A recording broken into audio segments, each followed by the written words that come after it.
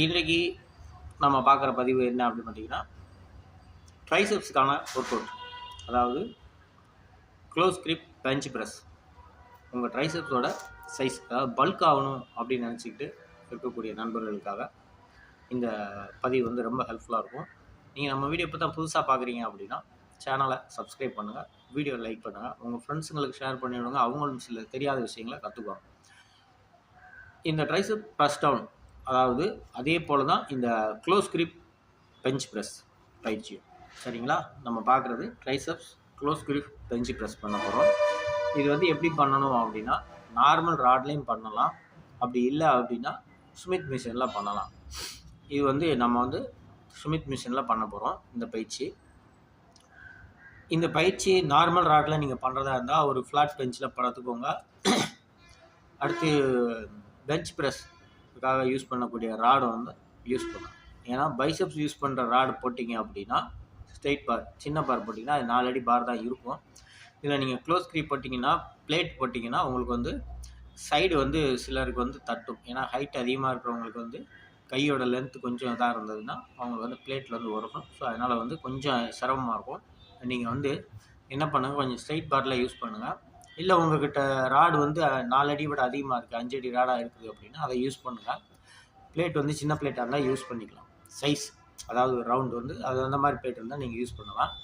இப்போ வந்து நம்ம வந்து ஸ்மித் மிஷினில் தான் பண்ண போகிறோம். இந்த ஸ்மித் மிஷினில் வந்து உங்களுக்கு தேவையான எடை பிளேட்டை வந்து மாட்டிக்கோங்க. ஸோ ஒரு செட்டுக்கு வந்து ஒரு 12 ரெப் பண்ணுற மாதிரி வெயிட் வந்து நீங்கள் வந்து அதில் வந்து ஆட் பண்ணிவிட்டு உங்களுடைய செஸ்ட்டுக்கு நேராக வந்து சென்டர் ராட் இருக்கணும். அதுக்கப்புறமா உங்களுடைய கைகளை வந்து 2 பக்கத்துலேயும் சம அளவில் வந்து நீங்கள் வந்து பிடிச்சிக்கிட்டிங்கன்னா 2 கையவும் க்ளோஸ் பண்ணக்கூடாது, கொஞ்சம் ஓப்பனில் தான் வைக்கணும். ஒரு அடி கேப் இருக்கிற மாதிரி சென்டரில் வந்து 1 அடி கேப் இருக்கிற மாதிரி வச்சுக்கோங்க.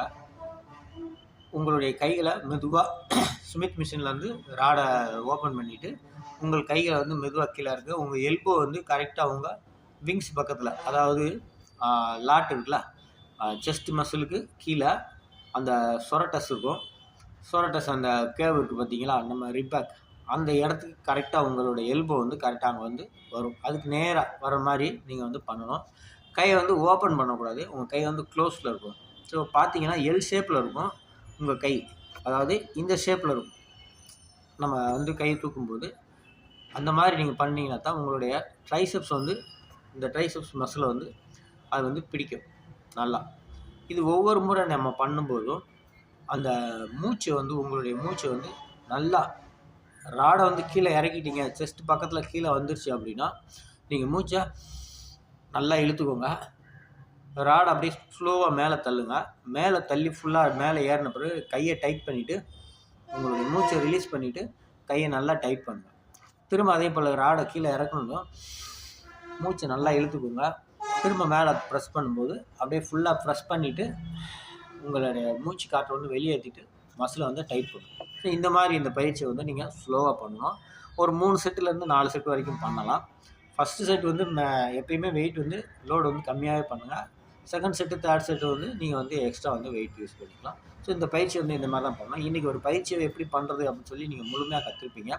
இதுபோல் உங்களுக்கு வேறு ஏதாவது பயிற்சியில் டவுட், சந்தேகம் இருந்துச்சுன்னா கீழே கமெண்ட் பாக்ஸில் கமெண்ட் கொடுங்க. நம்ம வந்து அடுத்த ஒரு வீடியோ பதிவில் வந்து எங்களோட இதை வந்து நம்ம வீடியோவாக எடுத்து பண்ணலாம். நன்றி நண்பர்களே, நம்ம சேனலுக்கு நல்லா சப்போர்ட் பண்ணிகிட்டு இருக்கீங்க. இன்னும் உங்கள் ஃப்ரெண்ட்ஸுங்களுக்கு ஷேர் பண்ணி விடுங்க. நம்ம சேனலை பற்றி சொல்லுங்கள்.